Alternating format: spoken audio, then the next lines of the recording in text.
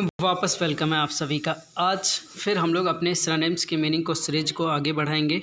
Synonyms मतलब वही जो द सेम मीनिंग था, ठीक है। अब देखेंगे इसमें कौन कौन सी मीनिंग हमें इंपॉर्टेंट मिल रही है। डेली मैं आपको मीनिंग देता रहता हूँ, साथ ही साथ उसके 3 मीनिंग और बताता रहता हूँ जो ऑप्शन में है। तो आप अगर लिख रहे हो तो बहुत अच्छा कर रहे हैं और डेली इसको याद किया कि ठीक है। डेली का काम अगर आप डेली ख़त्म कर लेंगे तो आपके लिए ही बेहतर रहेगा। तो आइए आज की पहली मीनिंग पे चलते हैं। पहली मीनिंग देखिए, इनक्लेमेंट। इनक्लेमेंट का मतलब होता है निर्दयी या फिर कठोर, ठीक है, निर्दयी या फिर कठोर।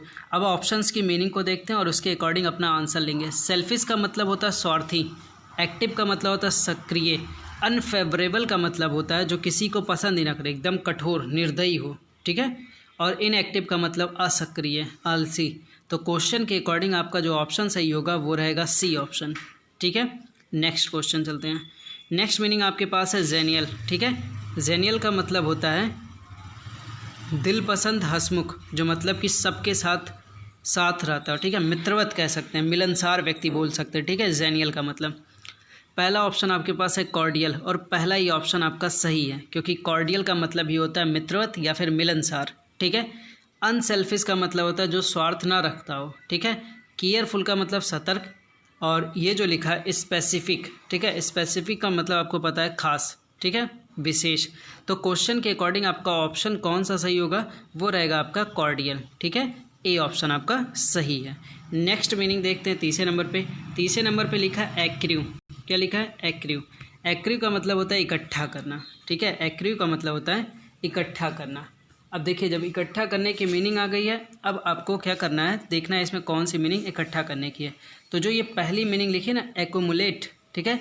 एकोमुलेट का मतलब ही होता है संचय करना, इकट्ठा करना, ठीक है।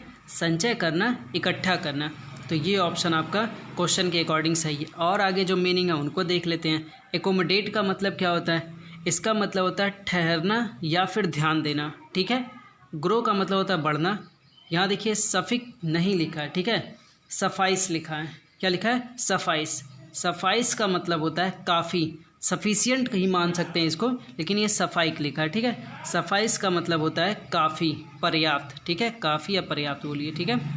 तो क्वेश्चन के अकॉर्डिंग आपका आंसर क्या सही होना चाहिए वो देखिए। क्वेश्चन के अकॉर्डिंग आपका आंसर सही है एकोमुलेट। इसी का मतलब होता है संचय करना, इकट्ठा करना, ठीक है। फोर्थ नंबर की मीनिंग देखिए, लोकोसियस, ठीक है। लोकोसियस या लोकासियस, ठीक है, लोकोसियस, ठीक है। लोकोसियस का मतलब होता है बातूनी, जो बहुत अधिक बात करता है, ठीक है। तो पहला ही ऑप्शन इसका भी सही है। इत्तेफाक है कि सबका पहला ही अभी तक मिल रहा है, ठीक है।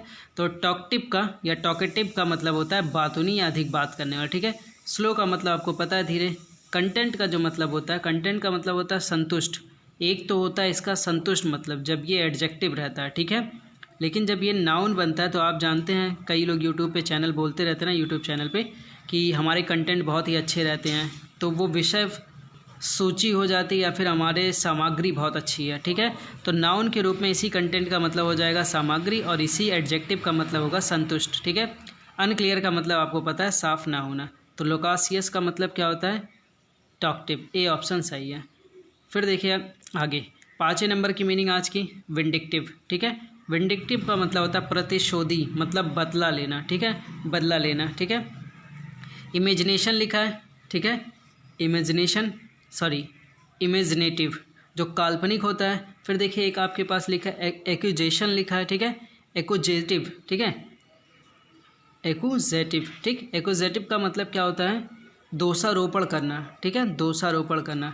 फिर एक मीनिंग आपके पास है स्पाइटफुल, ठीक है। स्पाइटफुल का मतलब होता है ईर्ष्यालु, ठीक है। स्पाइटफुल का मतलब ईर्ष्यालु। एग्रेसिव का मतलब क्या होता है? बहुत ज़्यादा आक्रामक होना। तो प्रतिशोध कौन लेगा?